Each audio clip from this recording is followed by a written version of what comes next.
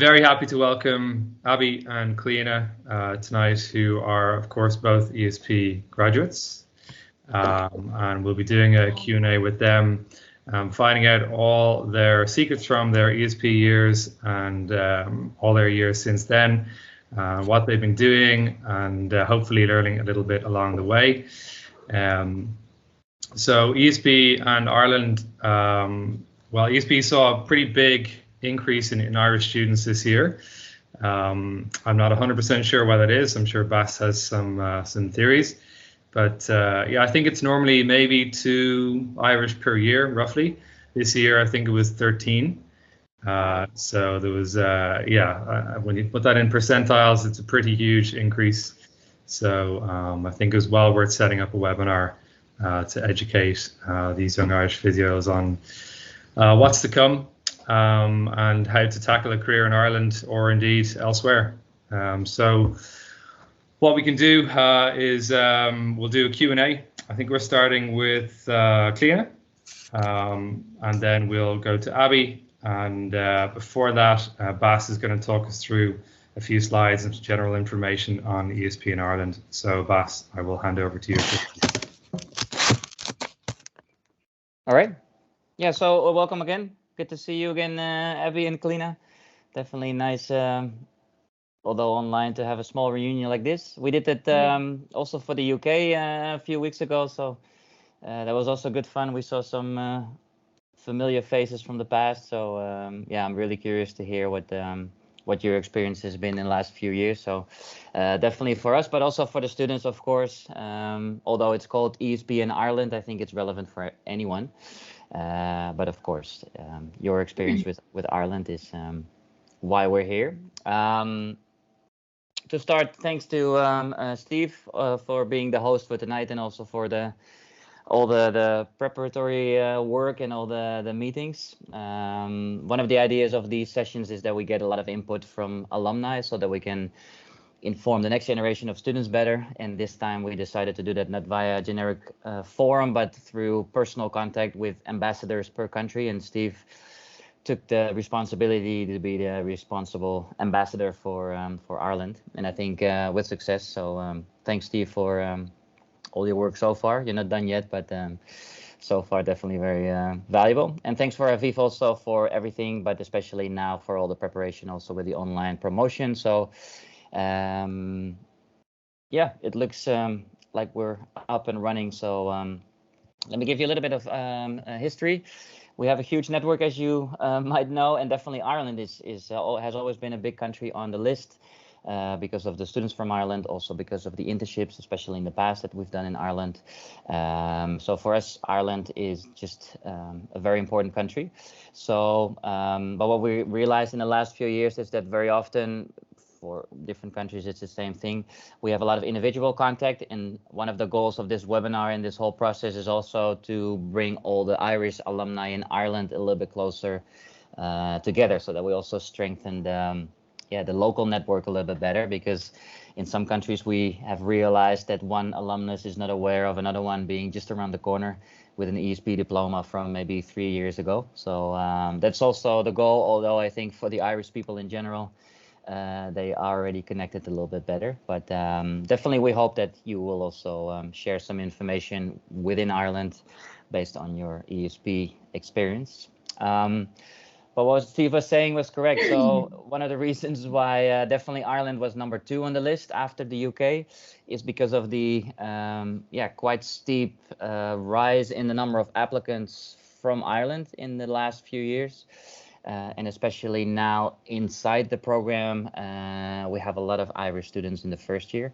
And what you can see in these graphs, especially if you look here, so these are all the number of Irish students that have not yet been selected but have applied to ESP for a start in August. And in blue you can see the percentage of all the applicants that have been selected. So you can see there's a huge number of people from Ireland interested in ESP and now still in the program. So definitely for us important for that reason, to make a nice connection and see what what kind of experiences from you as Irish alumni, especially you, Cliodhna and Abby, you can share with the new generation so that they know what's coming, maybe some advice, and then I think everyone will be happy with this.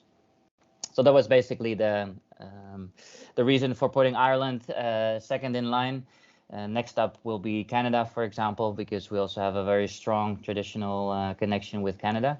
And definitely for all these countries, of course, because of the English-speaking nature, they are very essential also for clinical internships. So that's something that also for these webinars, we would like to discuss with you, just to see what the extra or opportunities are for the current generation, also to do internships, in this case in Ireland, and for the other countries. So yeah, that's a bit of the background of these webinars, and so far we got a lot of valuable input through first Ruan, who was the ambassador for the UK, now Steve with the ambassador role for Ireland.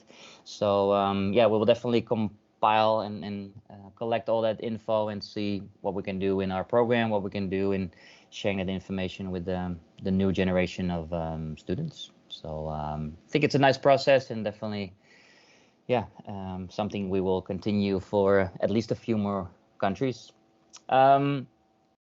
So for today, as Steve already mentioned, after my intro, we will leave it up to Steve to guide the discussion a little bit, and hopefully everyone in the virtual audience will have some questions prepared. So then we can have some nice Q&A to see, yeah, what kind of questions and answers and advice Cliodhna and Abby have for all of you. And yeah, so feel free to reach out to Steve if you have a question, raise your hand or wave a flag or open up your microphone if that's something that is okay for Steve. Then I'm sure we can have a nice discussion. Just for your information, what we have already collected and what we will continue to upgrade for each country, and in this example, of course, for Ireland, are all the different documents that are required for registration, because that's usually one of the first questions we get from either current students, but sometimes also prospective students. And of course, also from fresh graduates, like what do I need if I want to register in Ireland, UK, or any other country? And definitely for Ireland, we have some experiences, also from Abby, from not too long ago. So that's something that is definitely important for us to share with the next generation, so you know exactly what to do, maybe also what not to do. And also from the UK experiences that turned out to be very relevant and valuable. So from this meeting, I will also make notes and see how we can upgrade the information about all the different documents you need, or which route you want to take to get registered in Ireland as a physio. So that is definitely something I will do this evening. While Steve is the host, I will just write down as much as I can, and then we will follow up after this session, definitely through Steve as needed. That was it as far as I'm concerned, Steve. So I put your pictures there because you should be guiding the process, as yeah, as I'm sure you will do well. So I would like to hand the virtual microphone back to you. Thank you, Bas. Okay, so we can get started. Cliodhna, if you are ready, we can ask you a few questions. Yeah, I'm ready. And pick your brains. Can you start? And my phone falls. Okay, go. Can you start by just telling us a little bit about yourself, giving us an introduction, who you are, what you do at the moment? So I graduated from ESP in 2013, so 9 years ago. So it feels like a lifetime ago. So if I'm a bit hairy on questions, it's just a bit of baby brain and a long time ago, I suppose. But so I left Holland in 2013 and came home, and I spoke to a lady in a private clinic called Physio 64 Marion Square. And funny enough, I'm working there now as a full-time women's health specialist. So I specialize in pelvic health. But once I started in Physio 64, I got a call from the manager in St. James's Hospital offering me a half-time job because I'd done my final internship there. So I took that on and did half-time in James's and half-time in Physio 64. And then I did full-time in James's and did evening work in Physio 64 to keep my foot in the door. So I always knew I wanted to be in private practice. So I joined Physio 64 full time in 2017, I think, and I'm still there now. I did a BA degree in the Netherlands in 2003. I did a dance degree in Arnhem. So I was over there for a good 10 years. So it was an easy transition for me to go from Arnhem to Amsterdam. So yeah, it was great. It was great 10 years of my life. I think that's a good intro. I think that's a great intro, yeah. Can you tell us a little bit about why you first decided to get into physiotherapy?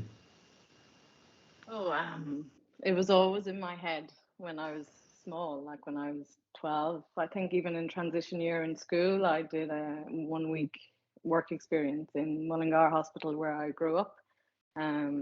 So I knew that was always on the cards, but I obviously have to dance first because you can't dance when you're older. So I did my dance career first, and then when I saw the ESP was through English, it was a no-brainer to stay on the continent and go straight there.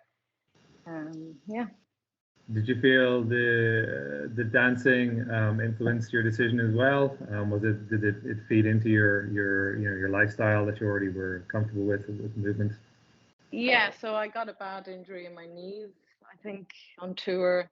I don't know when it was, and then I rehabbed for a good year on that, and then I was doing rehabilitation in Germany where I did my first internship, funnily enough, and that's how I got into the clinical Pilates. I forgot to say that as well, that I specialized in clinical rehabilitation with all the equipment. So I did all my dance injury rehab in Germany, and then I got better, but I'd already started to do the application for ESP. So I danced a bit more, and then I went to ESP and did the 3 years.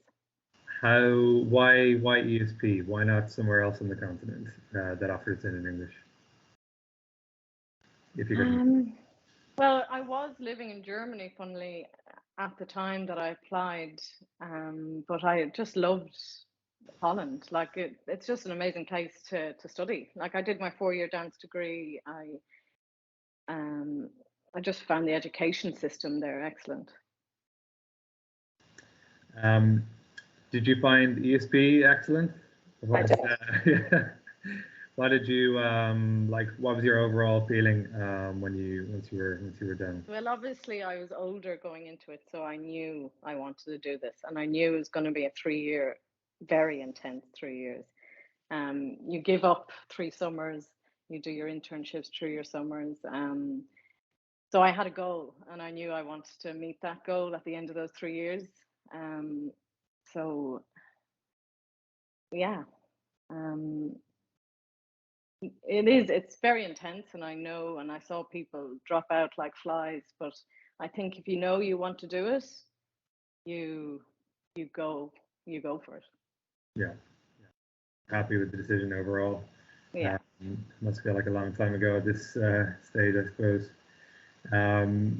Did you went straight into, did you get a job immediately after graduation, or was there any? Yeah, so when we finished up in July, was it August, July? And then so the registration, all that took a good 3 months to come through. So I had 3 months off. So I enjoyed my summer, and then I moved home in November, and then I got my ICP registration through so I could work in the country. And once that was through, then I got the job. Yeah. What was the application process for the job like? Was it harrowing, or was it easy enough? No, it was very, I was looking for a private practice in Dublin that specialized in clinical Pilates at the time. And I remember when I was looking for an internship through my 3 years in ESP, there was none of that in Dublin at the time. So I was like, wow, this is new. So I contacted the lady. She was open 6 months, and I just got off the plane, went in, had a chat, very low key chat, and then started working there, and working there now 9 years. Yeah. Easy enough. And you said you were balancing working there with working in St. James's Hospital as well. So you were doing 2 jobs. Yeah. And also I worked in a Pilates. I was trying to get jobs everywhere just because I needed full-time work. So I had half time in Physio 64, half time in St. James's. And then I think I did 2 evenings in a Pilates studio in Dublin. And then when Neve, the manager in James's, offered me full-time, I took that. And then I did 2 evenings in Physio 64, gave up the Pilates classes, and then just did those two. And then I think I worked in James's for 3.5 years, did all my core rotations. When I started to re-rotate in areas I didn't like, I was like, okay, I need to get out of here. Even when I became permanent there, I was like, okay, how am I going to get out of this system? It just, the public sector wasn't for me, and I knew that from day one, but I know that you need to have those core rotations done. And the experience you see in James's or any of the teaching hospitals in Dublin is critical, really. You know. What made it not for you? What aspect was it? Just you wanted to do something a bit more focused? Yeah, like you're given a rotation of 3 to 4 months, and then you're out. Like by the end of 3 to 4 months, you're kind of really into it then, and then you're like, okay, thanks. And they had a women's health, they still do, but it's only like a quarter of a part. So, and they weren't interested in building it. So I was like, okay, I'm going to go and set up my own service. So I set up my own women's health service in Physio 64. And in terms of private practice versus the public sector, do you have any, I suppose, guidance on people who are unsure as to which way they'd like to go? Something that you found? I'd say it's hard to get a good MSK job in Dublin without a master's. So I'd say definitely do a good few years in a hospital, get all your rotations in. You'll get your MSK rotations in the hospital as well, which is great. So I think that's just really, that was the thing. I didn't want to go off and do a master's in MSK. I wasn't that interested. I'd already done a degree in dance and a degree in physio. So I was like, no, I'm not doing any more for now. So I then specialized in women's health because I knew the director of Physio 64 wanted to expand into women's health. So I thought, okay, why not? So I did courses in the UK, and then I did some local courses here too. There's no masters in women's health at the moment in Ireland, but I'm on the Women's Health Committee for Ireland Irish Physios at the moment, and I was the education officer for that last year, and we're trying to work on getting a master's system up and running in the country. So a master's isn't necessarily essential, but it's important if you want to work in certain sectors. Yeah. Okay. Especially if you want to work in a good clinic, let's say. You'll always get a job as a basic grade in a private practice, but I think they'll just take advantage of you, if you know what I mean. But you need to get your experience somewhere. So I would say grab a job wherever you can, see if you like it, see if you can develop and grow in that job, if they have the possibilities of growing in it. If they don't, then go somewhere else. Okay. If I can change tack just a little bit. Yeah. Your internships. Can you tell us a little bit more about what you did? You said you started in Germany.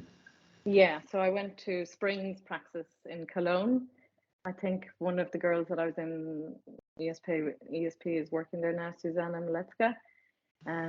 So their MSK clinic specialized in clinical rehabilitation with Pilates.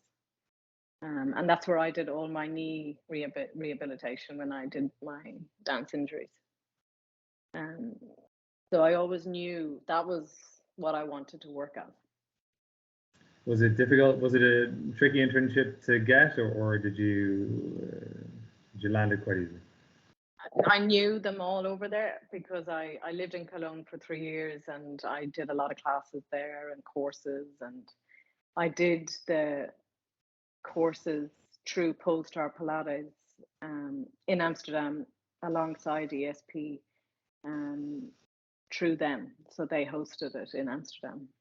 If I remember right, you told me you worked a couple of jobs plus ESP plus some courses. It sounds like you never slept. Yeah, it was seriously intense. Like when I look back, I'm like, how?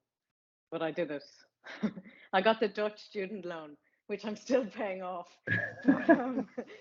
But you have to be like a Dutch citizen, so to speak. So I had to work 8 hours a week. And so I worked and I did my Pilates education and ESP all in the 3 years. They've increased that now. It's 14 hours now before they'll oh, very good. Yeah. I was lucky. Did a lot of people work? Would you say like working at the same time is something that makes your studies all the harder, or you just got to do it, or were you one of the few people? I think if you needed to do it, people would do it, but I don't remember many people having jobs. There wasn't really the time. Yeah, no, fair enough. Coming back to the internship, sorry, I got sidetracked a wee bit there. So then my second internship was the orthopedic hospital in the UK in Goring Hall, I think it was, in Goring by Sea. That was very good, and there is where I also saw women's health. So there was a woman there who did men. That was really interesting. So that was a good.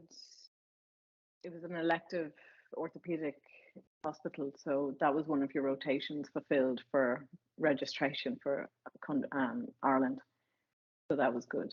And then my third was in St James's, which was obviously RESP and cardiothoracics, which is necessary for. So you've got neuro as well. So I saw a bit of neuro in St James's as well. So neuro and RESP, and I don't know what the third one is necessary for registration in the country. It's been so long ago, but I know RESP is very important, and neuro. That's the big one, isn't it, for CORU registration? You've got to have respiratory hours. See, I had my ISCP registration, and then CORU came in 5 years later. So I'd done all the hard work. So the CORU thing was very easy for me because I had done everything already, if that makes sense. Yeah. Okay. And your last internship, or did you only do 3, or how did it work? I only did 3. So okay. I did 13 weeks in James's and 12 weeks in the other 2, I think. Okay. Favorite internship? Probably James's, even though it was the most intense. Yeah. But I learned a lot because I had nothing going there, if you get me. Yeah, they sort of expected a lot of you. Yeah. And that's one subject that needs to be up in ESP if it's not up already. Cardiorespiratory stuff? Yeah. Okay, that's making notes there. On that subject, what courses, what subjects in ESP did you feel were really, really relevant for your career? All of them, really. Obviously, all the practical ones are very important, but all of them were. I can't say really. Like physiology, obviously, anatomy, kinesiology, they all intertwine with each other. So if you don't have one of them, it won't make sense. Yeah. Okay. Nothing you felt was missing at the time that you thought, I wish we did a bit more of this, or wish. Well, obviously, there was no pelvic. I didn't know about women's or men's health before I left ESP. I didn't have anything, like I didn't know about suctioning and respiratory physiotherapy and all of that kind of practical stuff you go for. Yeah, there's a lot to RESP that I like didn't know. Yeah. So that wasn't in the program. So there's only so much you can learn in university before you just have to take the real world, right? Exactly. Like I found ESP to be very private practice orientated. And I suppose that's what I wanted, so that's why I went there. What's the most useful skill you've learned since you graduated?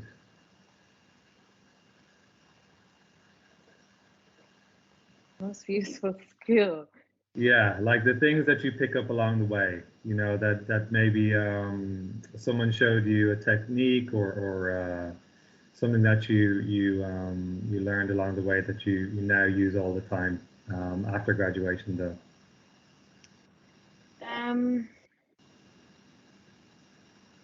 Well, I suppose like I still do a lot of MSK, like all the lumbar injuries and stuff, which are so complicated. And like my director in Physio 64 has taught me a lot, as well as with exercise for therapy. And like exercise therapy was great in ESP, and I brought that definitely back home with me. But obviously, pelvic health was a whole new box that I opened up, and it's keep opening. There's so much to learn and do. Like I don't specialize in men's health; I only do women's health. So, and there's just so many aspects to it that I'm still finding out. Can I ask you a little bit more about the registration process in Ireland? Would you have any advice for people who are due to do it soon? Things, do's and don'ts, essentially. I remember, well, at the time, it took me 3 months to get my registration, so I couldn't be employed for 3 months. So if you need to be working quite soon, then get everything organized. I remember having to get stuff translated. So that needs to be done professionally, stamped. So any documents like Garda vetting, all of that, if that's in German or Dutch or anything like that, that needs to be translated. Also, I remember I was with the big register. Is that the Dutch registry? Yeah. So I was with that, but I think it only lasts for 5 years, and it was just expired when I was doing my Kuru. So then I had to go through a whole thing of getting letters from them, and because I didn't renew it because I wasn't working there. So just make sure everything is still in date and things like that, if that makes sense.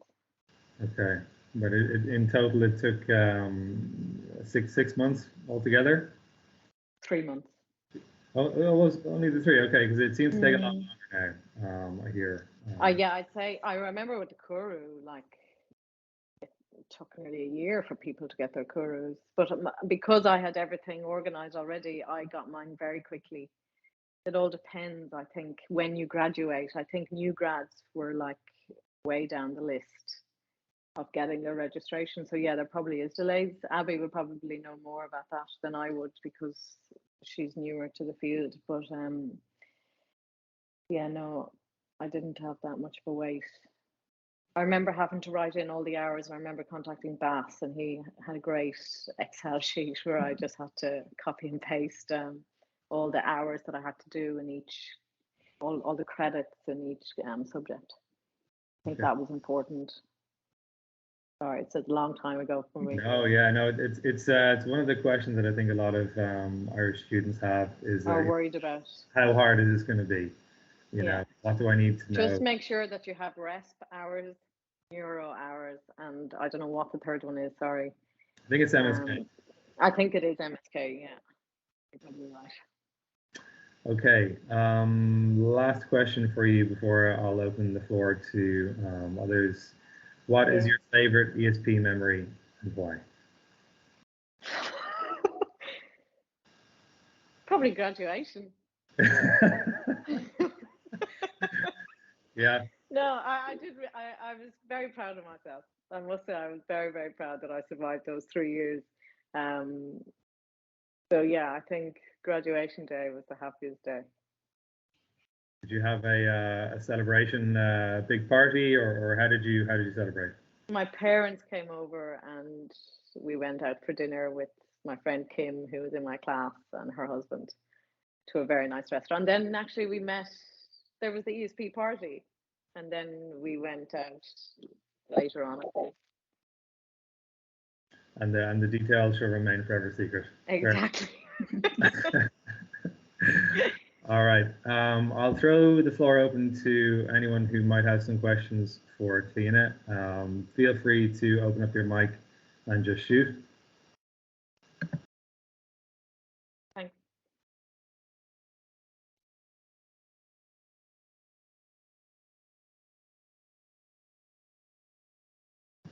And if nothing is coming forward too quickly, I'll throw one or two more in. I know people can be a little bit shy in these things. How did the coronavirus pandemic? I hate even saying that word now that it's gone. But how did that affect your career? So I was on maternity leave when it hit. So I got an extended maternity leave because of it. My clinic, Physio 64, stayed open for emergencies for healthcare workers, really. The director just looked after the healthcare workers, like from Holles Street or from the other hospitals nearby. But we stayed open the entire time, and then we put our classes down to virtual for math classes, and we had 2 people in the gym only at a time. Obviously, masks and air filters, and yeah. But we were lucky; we were able to stay open, which was great. Obviously, it was very scary at times, like being pregnant and working when there was 10,000 cases, and these strangers coming in, and then you're getting an email from a client, oh, I've tested positive, and then you have to go and get tested, and yeah, no. And we still have everything in line. We're still wearing masks. We're still doing the filters. All the same rules apply. Did you have any telephysio sessions? Did you ever do any of that? Yeah, I did, which are funny. Really, all you can do is give advice. Obviously, they have to do the manual work on themselves. So it's not. It's a tricky one. It is possible, but obviously hands-on. It's a hands-on job. Yeah. Did anything good come out of it? Like any changes that stuck after the pandemic that wouldn't have happened otherwise? I think the only thing that she changed and kept was that there used to be 4 people in the gym at a time for exercise therapy class, and the classes used to be 45 minutes. So she's cut them down to half hours with only 2 people in. So you get half hour back to back, and you're not wasting 15 minutes on the diary. So that was very smart. Yeah, that's it really. Nothing else has changed. Terrific. I think I see a couple of hands. I think Peter, you were first if you want to shoot. Yep, thanks. Also, hi, thank you for joining. Hi, Peter. So, is there anything specific you remember struggling with as a fresh physio after graduation in the working world? Yeah, everything really. Everything was new. I think in the private practice, especially because you're in the room by yourself, you can't learn from each other. But in the hospital, you're surrounded by people learning constantly. So that was just amazing. You could grab anyone, and there were students coming in and out, and you were learning from students because they were right in the new evidence-based practice, and they were bringing stuff in. But definitely it was learning hands-on from the older physios. Cool. Thanks. I have another quick one, and then I'll hand the floor, I think, over to Bastian. Today, do you see any obstacles for people in my position who have yet to graduate? Maybe pitfalls I should look out for, or if I'm considering working in Ireland? I know you mentioned the masters may be advantageous. Is there anything else you could say? What kind of field do you want to work in? I'm not exactly sure yet, so it's more just a general question. Yeah. I'd say really just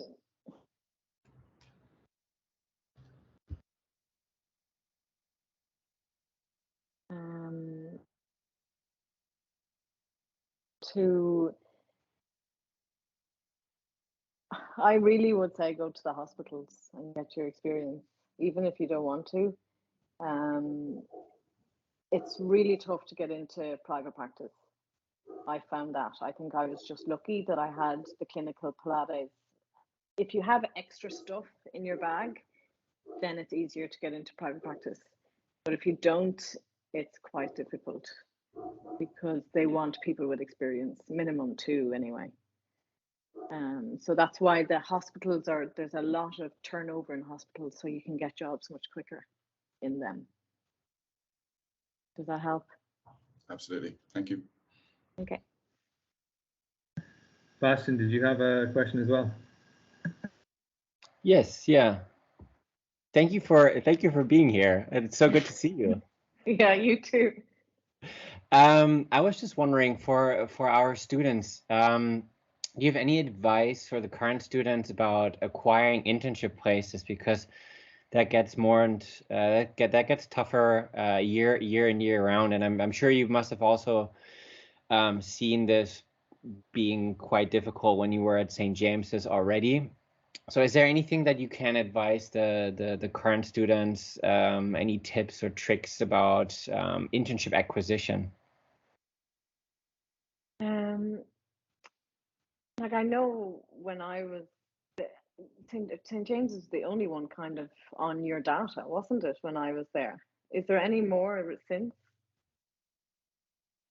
A few here and there, but especially during the pandemic, for obviously reasons, they have shut down. And I know. I'd say the best thing is to just email and contact the managers. It really is. Like what I did when I started my internship in James's, I went in to Neve, the manager, and I introduced myself. And I think if you do that, because there's so many students going through that hospital, she's like, I don't know who you are. But she was the one that rang me and offered me a job. I didn't ask for the job there. So I think you need to just go straight to the manager and just be personable. And if they're open to that, and a lot of the managers are, I think that's a really great way to go about things. Perfect. Thank you. Okay. Bas, you have a question? A question in a picture. Is that possible? I was just looking up your graduation day, Cliodhna. Well done. If you don't mind, I'll try to put it in the chat. Let's see if that's possible if I do it like this. Hold on. My hardcore fringe. Is this the photograph evidence of the party? This is No. the official version. Let me see if I can just upload it here.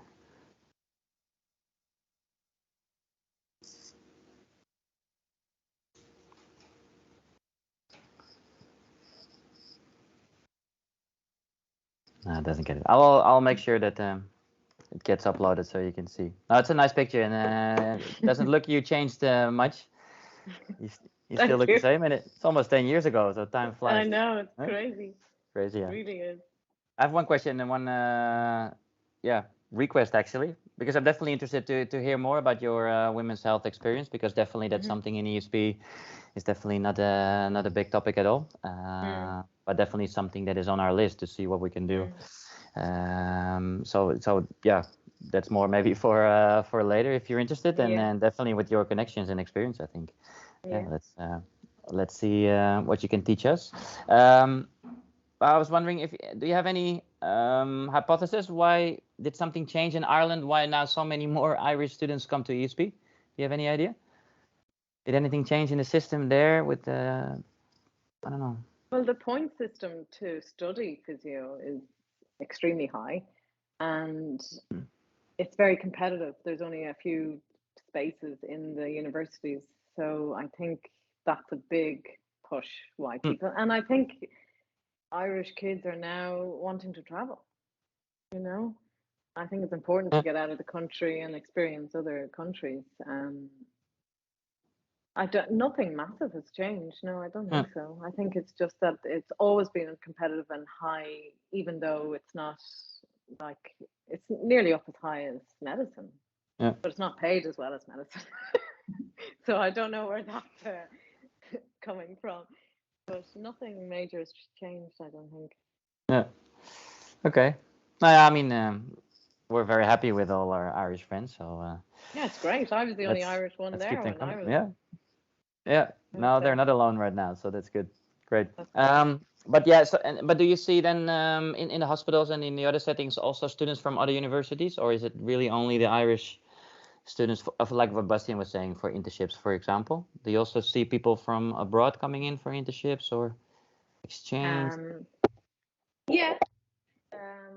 Not as many, obviously, as the universities here, because all the hospitals are related to a university. So James's is related to Trinity College. So it was always Trinity College students, first, second, and third, fourth years. And then the odd ESP. So when I was working there, I had Karen over and I was her mentor when she did her internship there. Karen Morris. But yeah. No, I don't see many. Like, we get the odd email come through in the private practice, but it's very hard to give in our internships in private practice because you can't bring a student into the private setting. They can watch the classes and do the gym stuff, but not into the It doesn't fit in your No. system, let's say. No, not really. Yeah. It's unfortunate, and that's why it's so difficult to get into the private sector. Oh, I get it. Yeah. All right. Yeah. Thanks. Are you still in touch with other classmates from your generation or no? Only Kim, really. Yeah. I spoke to her a few months ago, so that was also. Yeah. She had a baby 2 days ago. Oh, really? 2 days ago? Yeah. I saw on Facebook a while ago or something, but yeah. Yeah. Wow. Oh, good. Nice to hear all those stories. Yeah, it's great. Very nice. Yeah, that was it for now, Steve. I will follow up later, but Yep. I guess any last questions for Cliodhna before we start our chat with Abby? Speak now or forever hold your peace.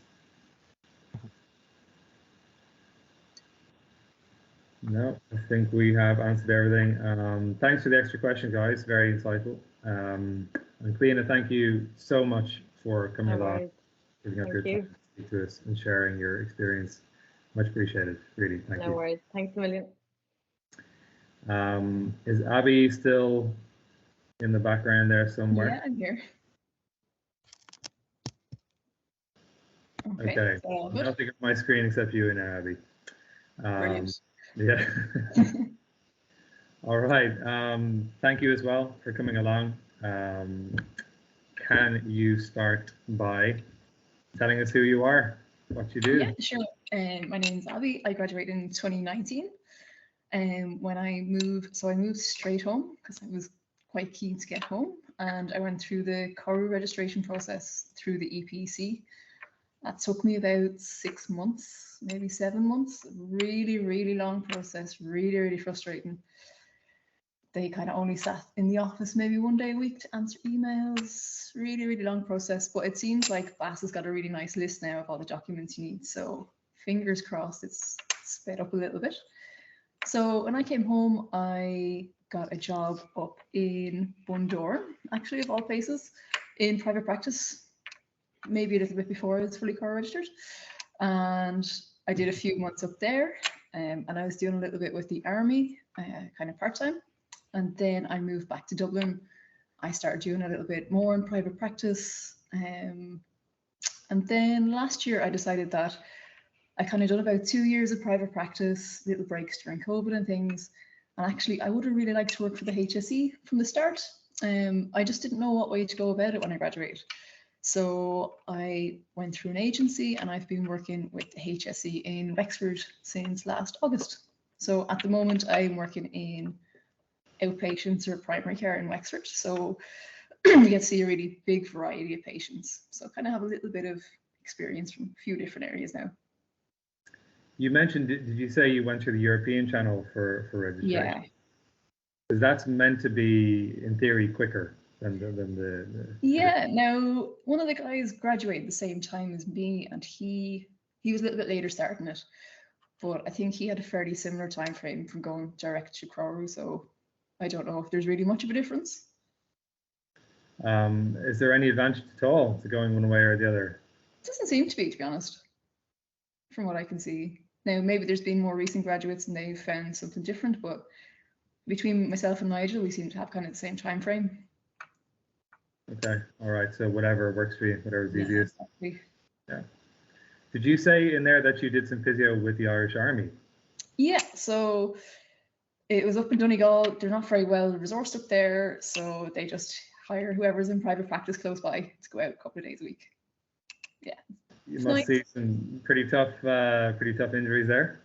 It was actually great. A lot of it was like new recruits, overuse stuff, and then some of the older ones who go because they got free physio through it. So get to see a lot of stuff, but really nice gym in there. So great, you can kind of do your own thing. You can see them in your physio room. You can go up to the gym. You can take it that kind of way. You can actually see what they're doing. You see them running. Really kind of practical. Really nice kind of area to work in, actually. And did they put you through a little boot camp of your own to make you part of the crew? I managed to dodge it, but only job where I've heard kind of gunshots in the background, so an experience. Something you'd recommend? Yeah, absolutely. Really liked it. Really liked working in private practice as well. Really interesting. Yeah, just thinking the army route is not one I've considered, but definitely an interesting alternative for those who are, not sure where they want to go yet. ESP, how come you chose ESP as your place to go? Well, I'd done a degree already in health science and physiology up in Sligo, and if I wanted to do a second degree, I would have to pay full fees. So I looked at going abroad, and Amsterdam came up. So it was either Amsterdam or the UK. One with Amsterdam, I could do it in 3 years, the same as the UK, and I got to travel with it. So yeah, I chose Amsterdam.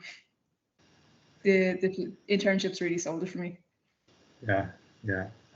Did you find your previous qualification helped a lot? Like when you were studying with your fellow students, do you find you were better prepared, or everyone was more or less on the same level? Or for some things it was handy. Like it was nice to already have a little bit of anatomy and physiology going into it.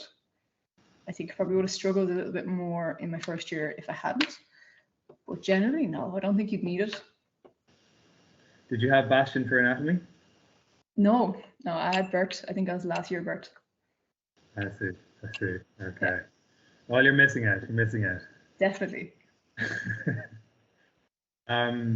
So have you, in terms of qualifications, have you done, or are you planning to do a master's? Not at the moment. So I would still like to go through all my rotations. Like Cliodhna was saying, I also think it's a really, really good idea to get more of a broad experience and kind of know what you want to do first. And I think until I've really set my mind on what I want to do, I've no intention of doing a master's. I don't really believe in doing it just for the sake of doing it. Yeah. And to be honest, like after doing 2 degrees, I'm not too keen to go back studying either, unless it's something like my heart is in, really.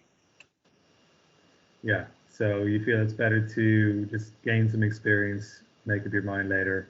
Yeah. Now, obviously, if there's an area that you know from the start that you're really passionate about, and you really want to go into, absolutely go for it. Or if I think the Netherlands are pushing a bit more for masters now. Is that right, Bas? Yeah. Or if you're going to Canada, it might be beneficial, but for Ireland, I don't think it's really necessary.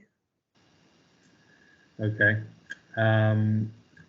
With your internships, did you do all 4 or 3? 4? Yeah, I did 4. Okay. And where did you go for those internships? Can you give people who are, because we're just about to start, the first year is about to start their first internship, so it's been a process of choosing. So if you have any advice on choosing internships, we'd love to hear. I would say with the internships, you want to kind of have it in your mind what you want to do first, or what you kind of want to do you're going to need to cover your MSK, you're going to need to cover your RESP, and you're going to need to cover your neuro. Neuro is probably better left till your second or third one, or maybe your fourth one. You could do your MSK after your first one, or you could do hospital after the first one. And if it's something that you want to get out of the way, go for it, get it done, probably second or third one. Pick good places, like ask people a couple of years above you, see where you want to go, and then try and combine it with somewhere you actually want to go. So if you have any second languages, brilliant. I didn't, so I was a little bit more limited. But there's so many up there that you could choose from. That's actually something that I think a good few of us struggle with, is when we only speak English. You know, where to go. You know, that there's obviously, it narrows down your options a wee bit. So I think if I remember right, you did a couple of interesting internships. Yeah. So I went to Malta for my first one, and I worked in a rehab center.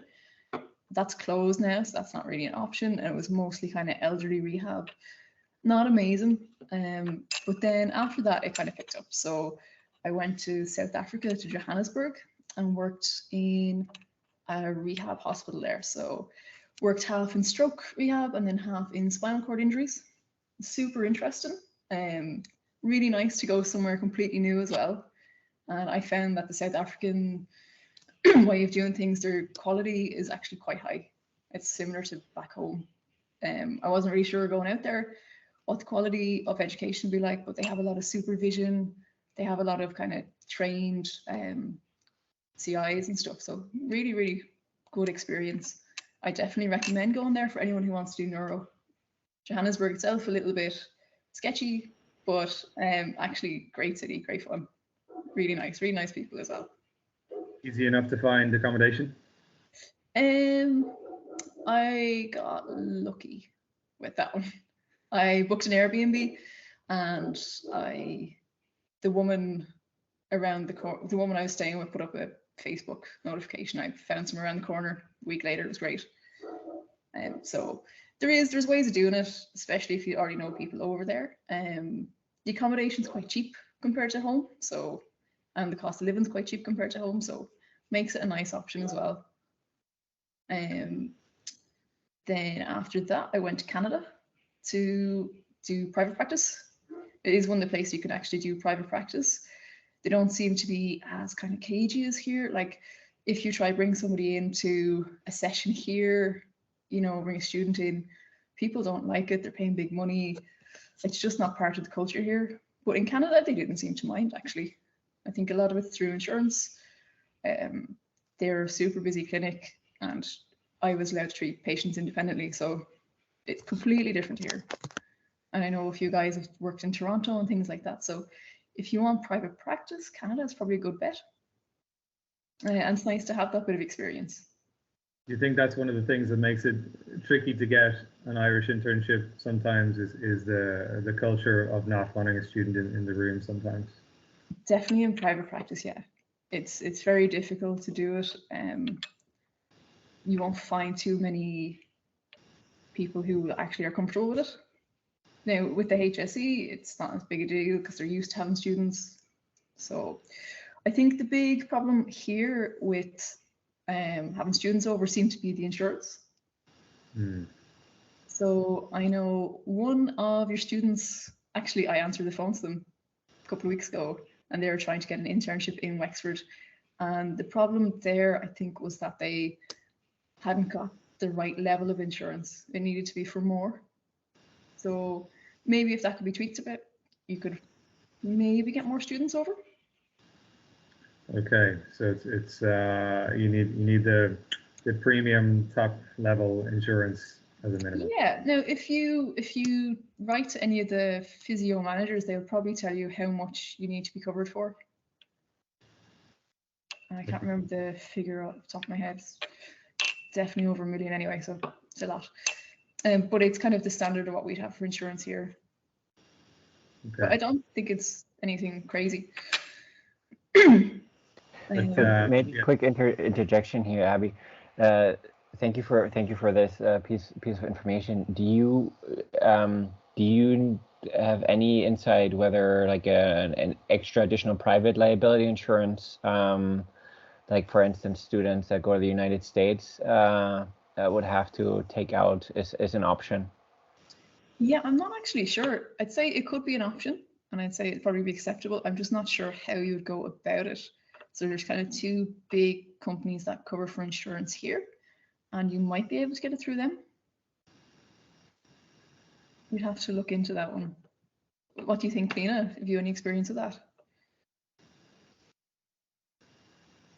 I don't really know. No. Well, we just don't come across them as you would, I suppose, in the HSE. Yeah. There probably is a way around it. I can check out with the insurance company and maybe send you an email next week. Absolutely. Yeah, if we can follow up on that, that'd be very, very useful, for sure. With your various internships, I guess a practical logistical thing, how did you manage your accommodation in Amsterdam while you were away? Subletting. Absolutely. So first year on my interview day, I met a couple of friends and we got a house together and it was great. And then we moved out at the end of our first year. And then when we came back in September, we found a flat, 4 of us again. And then because the second year is really broken up, it's really awkward. So, but we did find that I think it was the third years were a little bit kind of on the opposite way of whatever way it's broken up. So we're able to get people in and people out. So there's loads of us living there at one stage, kind of between moving in and moving out. Now I've sublet it privately as well and had a bit of a disaster. But if you know the people, it's usually okay. Yeah. Yeah. Probably against the rules, but as long as it's someone you trust that they're not going to wreck the place, it's fine. Yeah. Yeah. Obviously not doing it to make a profit or anything, just to cover your rent. Not putting it in Airbnb, like, yeah. No. And what was your final internship? I don't know if we covered that. I went back to South Africa, but this time to Cape Town, and I did it in a private, it was UCT private hospital, and they had an ICU. They're a really small little hospital. They had ICU, and then they also had medical and surgical wards. So great little place, and they kind of had a little bit of private practice as well.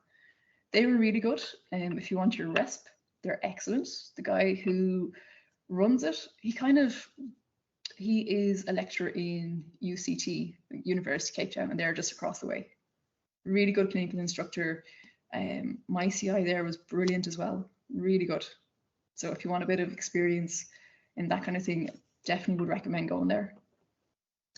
Were you thinking about, I know people often take their last internship and say, this is where I want to work, after graduation. Were you thinking that at the time, or was it just more of a, I just want a good internship and this, I know this will be good? No, I know that I needed the RESP to come home and get CORA registered. And I hadn't got enough kind of built up. So I thought, yeah, no, better get this done. And it was like you had no problems getting registered. Actually, let's talk a bit about the registration. You said it took 6-7 months.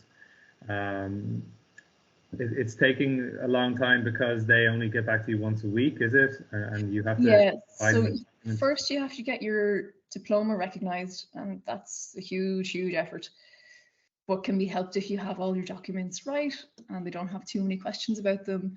Some things that you might not think about is your Dutch police background clearance, and that comes in really handy. It's called the VOG. So handy to get that before you leave the Netherlands. We got it when we deregistered. It's like a 10-15 euro document. Keep it, because when you go for your Garda vetting, you're going to need it. I wouldn't bother telling them when you're getting your Garda vetting that you've been away for 3 months here and 3 months there. Only if you've lived in a country for a couple of years, because they won't. Yeah, I think that's the thing, isn't it? If you've lived somewhere more than 6 months or a year or something similar, then you need a police certificate for there as well. Yeah, so make sure you have those lined up. Obviously, all your transcripts and all your documentation, you need to have it. But once you have it recognized, It's actually not so difficult to get registered. Okay, and you have, in your career so far, you've actually done quite a few different things by the sounds of it. For anyone who's saying to themselves, I don't know which field I want to go into yet, what would you say to them? Get a job with the HSE and do your rotations.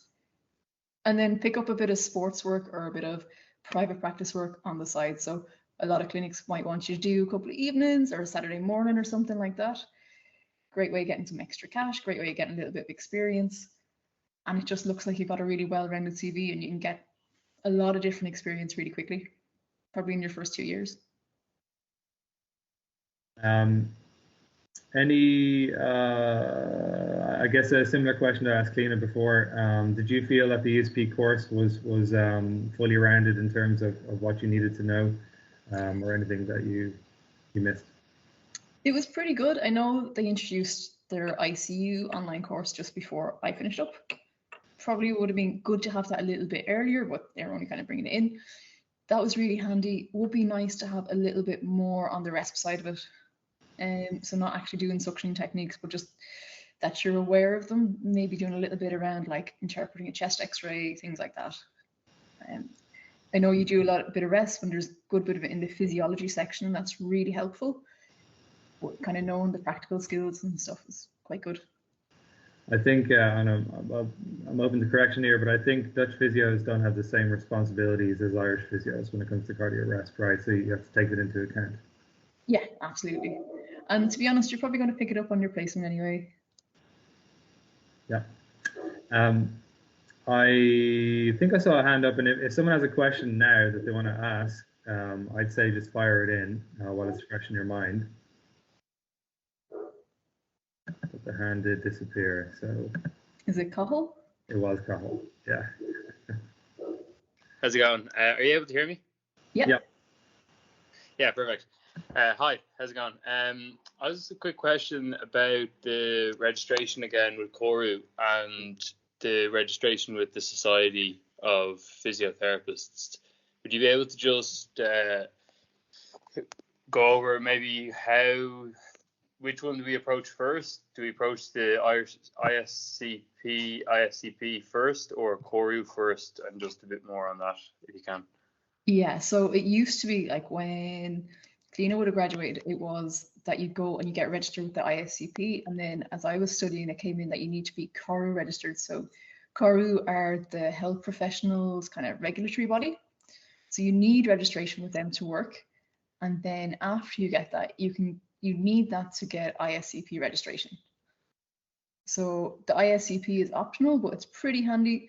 If you want to work in private practice, a lot of the insurance companies will still ask you to have ISCP membership. And there's also stuff like they run a lot of courses, and it's a nice thing to have. It's a bit extra to pay. So it kind of depends where you're working, but it's a good thing to have. The unique situation where I'm actually already Coru registered, because I did the physical therapy course previously I don't know if you've heard of it, IPTAS. Oh yeah. Situation. And so are you registered then as a physical therapist, or is it the same? Same, but most places do look for the Society of Chartered Physios, and as well you can't really travel with it. So like if I was to go over to the UK, they'd want the degree from university, physiotherapy. So yeah, it's a strange situation. I don't know how I'm going to approach it when I go home. I guess if you're already registered, it'll make it a lot easier for you to work, like straight off. Maybe you might want to send Coru an email and just say that you've updated your qualifications, and is there anything else that you need to do? Perfect. Thanks, Cathal. Okay. Actually wanted to ask you, I think something that is often on the minds of student physios as they learn is, how am I actually going to do this job when the time comes? Have you ever had a patient so far that you could not figure out what the issue was, or you couldn't? Yes. Okay. And what did you tell us about it? What did you do? Of course, it's happened a couple of times. So you just go through your assessment. You don't need to know everything straight away. You know, as long as you're kind of looking for everything, if you can get your first assessment through, you can always go back and look up everything afterwards, book them in a second appointment, and come back to it, look a bit more into it. Sometimes you're not going to know what's up the first time they come in, and that's okay. And sometimes it's okay to be honest about it and say, okay, look, the symptoms are a bit unusual, but you know, we'll look more into it and just work on what you can.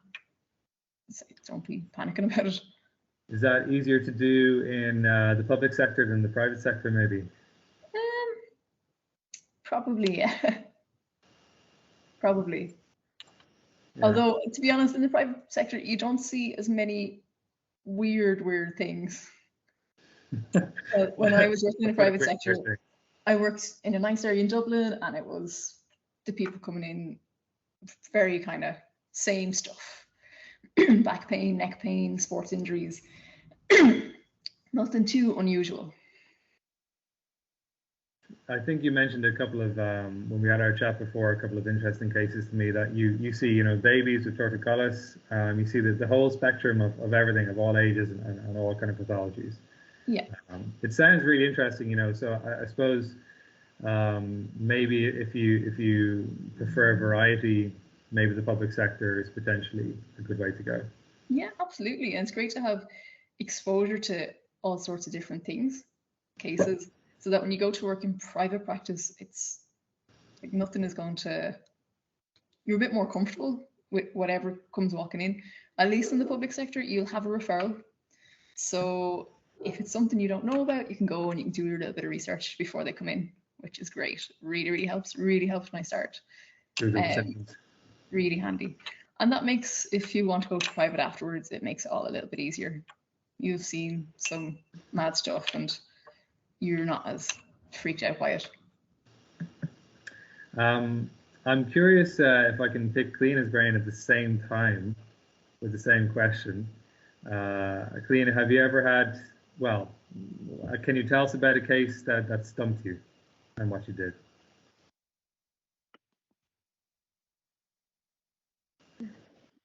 Well, I suppose I had an elderly man, I suppose, and he had a history of cancer.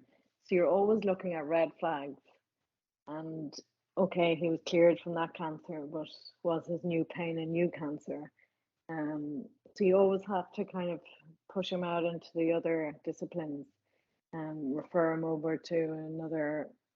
Like he had testicular cancer, so I had to send him then to a men's health physio, because he had incontinence. So there's always other lines of areas that you can send them for help. He had to go to a neurosurgeon, he had to go to another physio, he had to go to his doctor for blood. It's not just the muscle and the bone. There's a lot more going on that you have to kind of scan and screen. Like as Abby said, you see everything in the hospital and in the HSE, and that's really great, because then you know when you're in that room by yourself in the private practice, you're like, oh yeah, I remember seeing something like this in the hospital, and that's going to help you. Okay. And you always have the other team members to push against and to get help from. You're never alone. If you don't recognize the pattern, as we're taught, pattern recognition, then you know you've got someone you can always ask for help. Yeah. Thank you very much. I just thought it'd be interesting to get your perspective on it. Steve, I think you're muted. Thank you very much.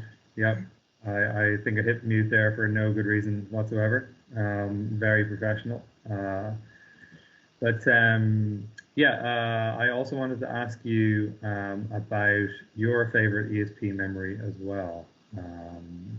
did you? I mean, you still keep in touch with a lot of people that you were in ESP with at this point, and did you make friends for life, or how did it go for you?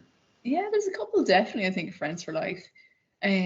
Most of them probably don't see that much anymore or chat to that much anymore, but my close friends, yeah, I'd probably chat to them most days, to be honest.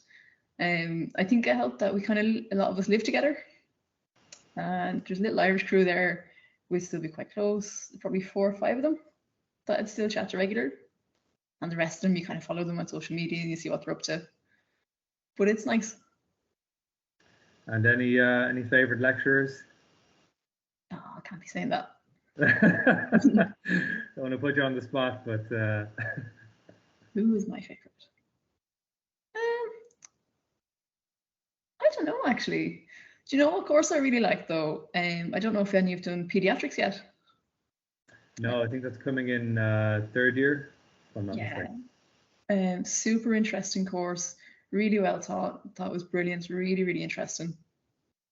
Definitely one to look forward to. Was that your? Sorry, can I just ask? Yeah. Abby, was that only a week long? It was like it was only like a month maybe, but a couple of ones very close together. It should have been expanded. It was brilliant. It was really good. Yeah, it was very short. That was another thing that. Yeah, and it was really at the end. It was get kind of stuck in. Yeah, but it was after the exams or something. Yeah, the way of thinking about it from there, though, I think is if we put it in a little bit earlier, would be great. Yeah. Good feedback. So I guess the question of the subject you enjoyed the most in ESP has been answered. That one, I like the assessment interventions and the neuro stuff as well. It's really interesting. Okay. And I suppose we're in exam season at the moment as well. Was there any exam that you feared in ESP? I was awful at practical exams. Yeah. I hated presentations as well, but I was particularly bad at the practical exams. Like I'd have little mini panic attacks before them. Awful. So yeah, no real getting around it. You have to do it.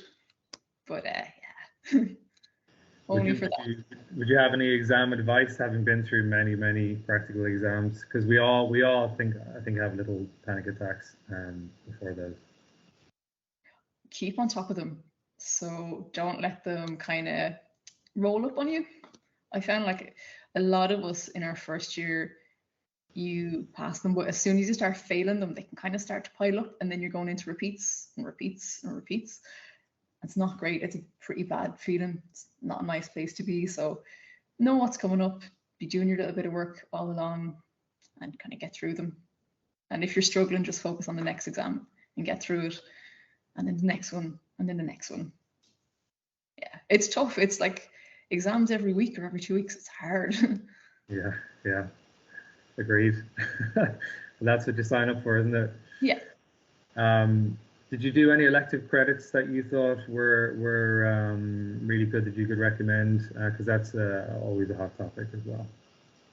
I did sports services with Physio Holland. So it's pretty time consuming.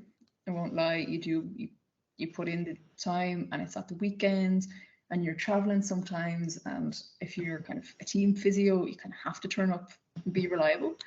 But really good experience. I know they're doing Amsterdam Sevens at the moment, I think, with the rugby. Great. Even if you want to go along to a couple of the events, really great experience because you're actually getting hands-on and doing things, and you're learning a bit from some of the older students and then from some of the physios there. That's probably the only one I did that I'd recommend. I did the FIFA online course because you could do it online and get some elective credits there. Interesting stuff, but nothing amazing. Like great if you're into sports, but if you're not, I wouldn't bother with it. So even if, would you recommend doing the Physio Holland even if you're not necessarily looking to get into sports physiotherapy, just for the experience itself? Yeah, brilliant. Yeah, it's brilliant for that, especially if you're in first year, or even if you are between your placements where you kind of feel like, oh, am I losing my skills? I haven't done anything. It's all been kind of theory all the time, and you want to do something a little bit practical. It's great. Okay, all right. Kind of teach you a little bit of independence, and you know, sometimes it will be just you and your team, so you have to make decisions and stuff. Yeah, I think I know someone who does Physio Holland, and she works alone now after 6 or 7 months doing it. She's the kind of head match person, so it does sound like it's really good experience actually. They do. They give you really good skills as well. They've got workshops and things, so they will teach you your taping techniques, and they teach you how to identify sports injuries and what to do and correct management and things like that. So pretty good.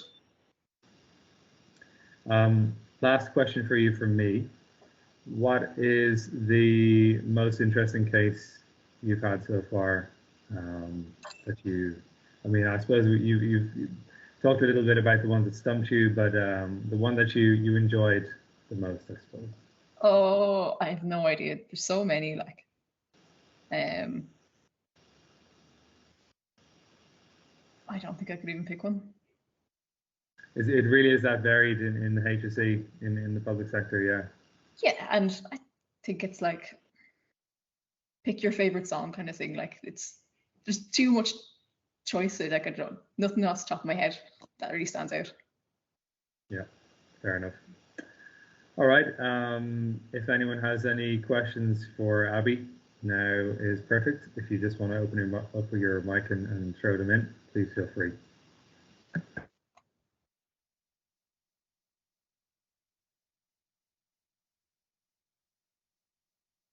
I don't really have a question, Abby, but thanks again for your input.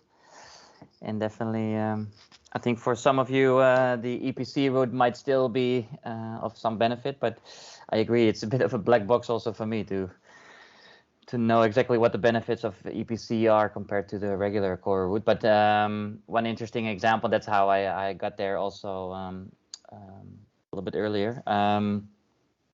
A student that first started at the ESP stopped after a year, went to Saxion, and then like last year I realized that he became a lecturer at Saxion University, and he was in touch with me asking about Irish students graduating in Ireland. I don't know if you remember, but that was also the time I tried to reach out to you, or maybe it was already 2 years ago, I don't remember. But according to his research, there is a certain deadline built into the EPC route that if, let's say at some point Koru does not reply to your request, by definition it should be granted. That's one of the ideas behind this EPC concept, so that certain countries cannot delay the process indefinitely, because if they don't finish something up, EPC will somehow overrule with a yes, you're registered. I don't know in reality if that's also possible, but that's at least the message I got. So in theory, it should be at least 2 months faster if you have all the documents in place. But still, I need to have the proof from someone. So yeah, we will keep an eye on this, see if it's actually like this. But I think for many countries that route might be a good idea. But yeah, we'll keep on trying to get all that info.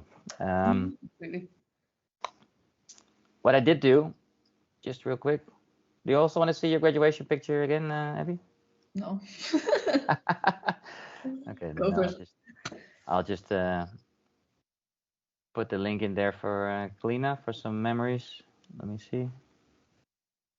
There we go. So back in the days. I forgot how technical you were, Bas. It took me a little bit longer actually than I was hoping for, but no. So yeah, definitely. I think for both of you, thanks again. It's just nice to see that you're still happy with your choice of starting physio and finishing ESP at least, although the journey was intense. So yeah, I think that message is also what we try to share with the current generation. But yeah, thanks again for all your advice. And if it's okay for you, definitely I will reach out to you at some point with some specific questions. And I don't know if you told Steve already, but if other people have questions, can we forward them to you directly, or? Of course. Yeah, sure. Yeah, perfect. Yeah. So yeah, thanks for now. Great. Nice to meet you, Abby. Yeah, nice to meet you, Cliodhna. I just have a quick question for both of you, Fiona and Abby. Do you have any last words of advice for students who are struggling through ESP and feeling like it's all a bit much and all that kind of thing?